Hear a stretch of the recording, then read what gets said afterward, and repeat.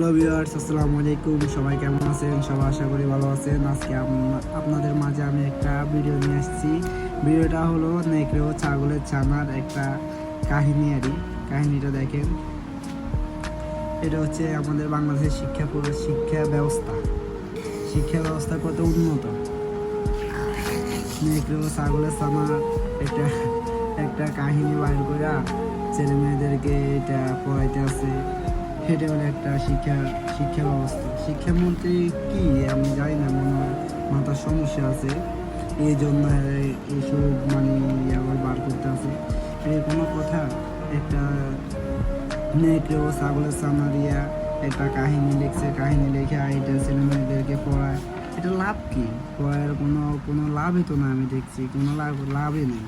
খামাখা পড়ালেখা করা, এইগুলা পড়ালেখা কি? এই পড়ালেখার কি দাম আছে আমি জানি না। কি মানে আমি শিক্ষা প্রতিষ্ঠানের দিকেও বলতে, শিক্ষা প্রতিষ্ঠানে এটা কি পড়ালেখা করাইতে আছে ছেলে মেয়েদেরকে? এটা পড়ায় তো কোনো লাভ দেখতেছি না।